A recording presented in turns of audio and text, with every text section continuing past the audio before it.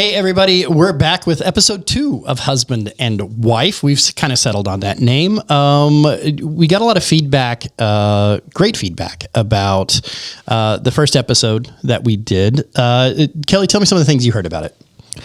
What I heard was people tell me that it was useful, like it was helpful to talk about some of those things with their spouse. A lot of spouses listen together, or usually the wife would send it to the husband and they would talk about it later. Yeah. And Sarah, did you have any feedback?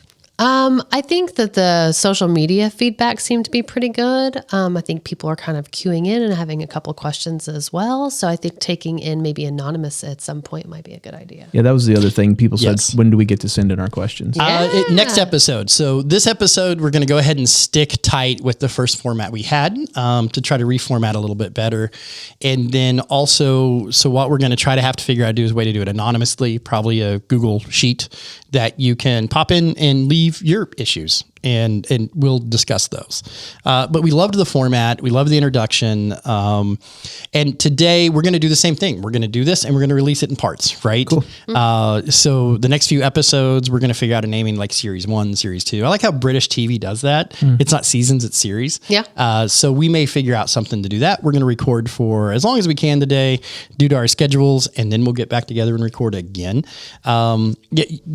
Echoing what you said, a lot of couples said, hey, we listened to it together. We did it. And that's the whole point of wanting to do this. When I thought of the idea, was to get people communicating and get couples communicating. One of the things personally in our relationship is that communication has always been, no matter what the problem has been, communication has always been the failure. Once you get to that problem, if we'd have communicated different, if we'd have talked different, if I wasn't as loud, or if you weren't as cryy, or if you weren't as this, or if you weren't as that, there always comes down to a communication breakdown somewhere along the way as we argue. Yeah. And we both know communication is 100% how you get through a thing. So it makes me really happy people are using this to help communicate. Yeah. Dr. John Gottman says, and he is the world's foremost marriage researcher. He says that communication is always the problem. And Dave Ramsey says it's money. Gottman would say it's how you talk about money. Other people say it's about sex. No, it's about how we talk about these things. And if we can just learn how to talk about it, it solves a lot of problems. One of the things that I work with couples, that's what I've spent a good chunk of today doing, is not getting into the weeds about the details, but it's how we communicate about what we communicate. And that learning to do it that way with the goal of understanding shifts the entire conversation, makes it productive. Absolutely. And the other point, if you want to sponsor this, call me.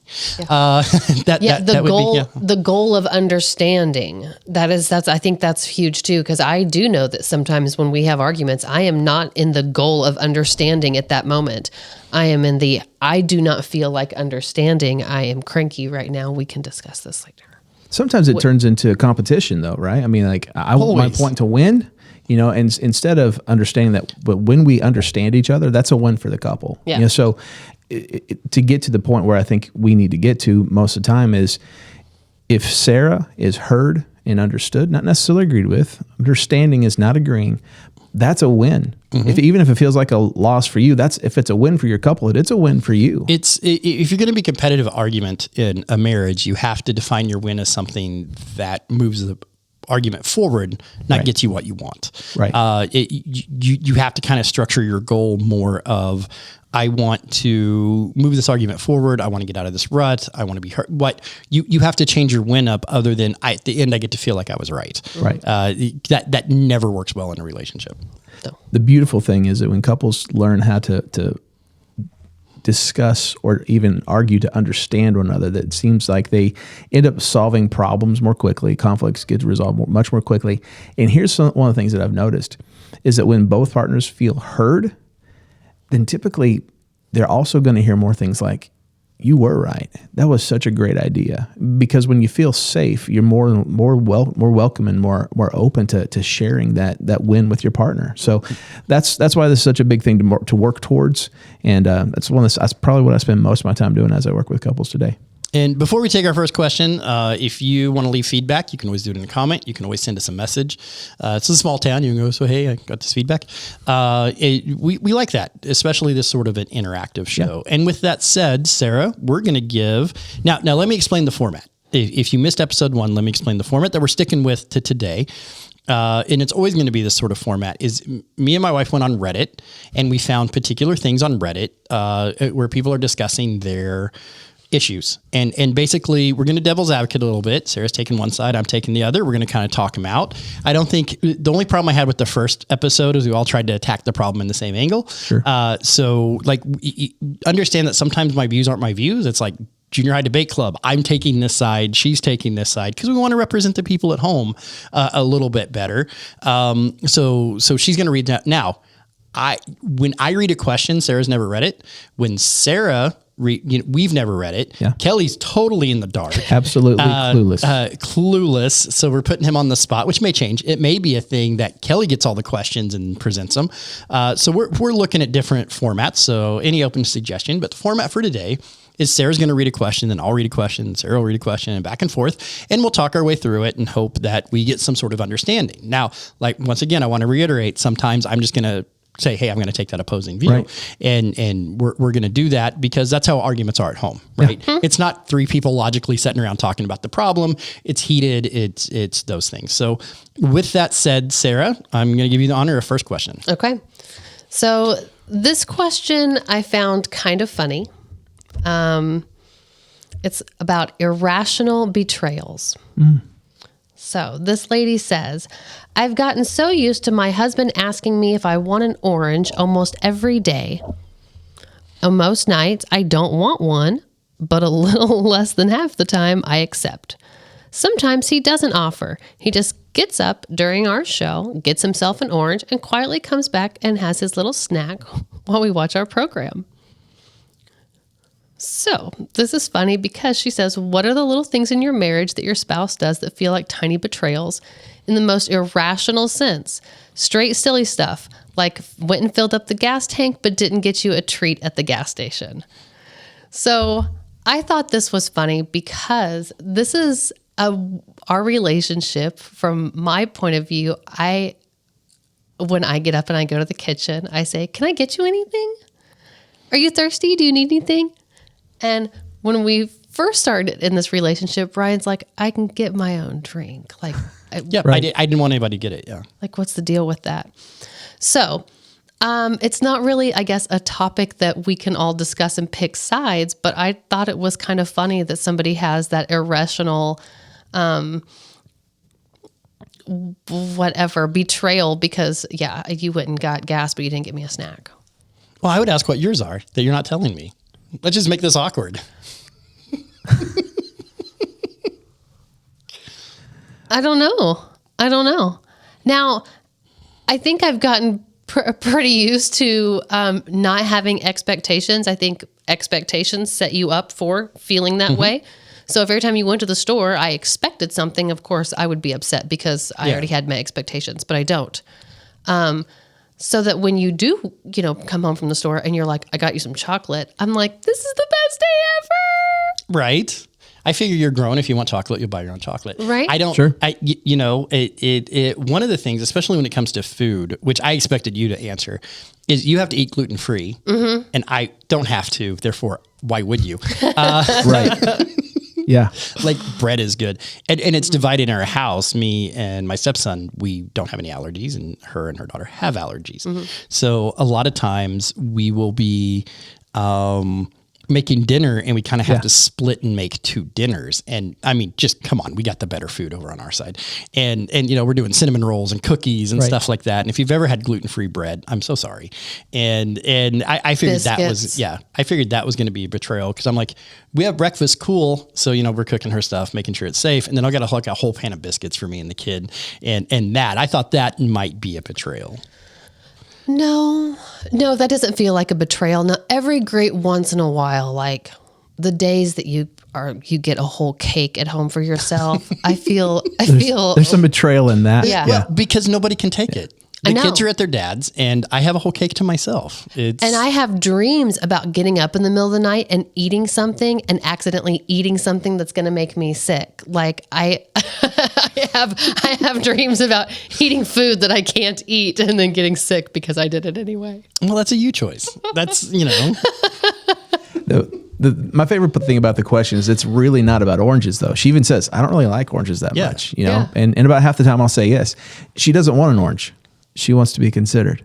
Yeah. And that's the issue. She's like, it's not really about oranges. She just wants to know that he's thinking of her, that he wants to serve her in some way. And that's the issue. And the problem with that is that it's that expectation. There's an expectation that he's going to consider her enough that when he goes and fills up the tank, he also stops in and gets a bag of Twizzlers or whatever it is that she would like to have. And is that an irrational expectation? I don't think it's irrational to want to be considered by your spouse. I think it's irrational whenever we don't communicate the way we would like to have that, to receive that consideration. I think that's a big thing. I think that's a huge thing of, if she goes to the store and she brings me back something, I'm very thankful and great. Yeah. And if she doesn't, cool. I was living without it beforehand. I will live without it just fine afterhand. But there are times I'm like, come on, I seen you got the kids something. You didn't give me anything. Right. It's dumb, but I still feel it on occasion. Right. And I think one of the big things is we have to learn how to ask the question to our spouses. How do you want to be appreciated? How do you want to receive that consideration, that love? What does that look like for you? So just a quick story from us. I'm a morning person. I've always been a morning person. I've also been a late night person. I'm really an afternoon nap kind of guy. That's what I would like to be.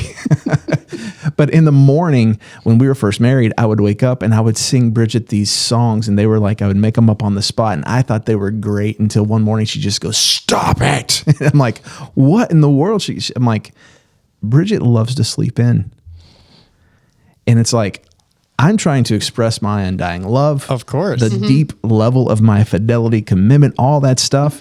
And it is just, there's a proverb that says a loud greeting early morning will be taken as a curse. And it was, but there again, I wanted to show her how I loved her in this way. And it was not received well by her whatsoever. Oh, yeah. And why would it be? I mean, it'd be like when your neighbor decides to, blast his Harley, right in your ear at 3 o'clock in the morning. That's what I was doing to her, but with all the right intentions. I understand. Yeah. Every horrible story started with, I have good intentions. Exactly. Right? Yeah. Is that we've flipped since we've been together, really.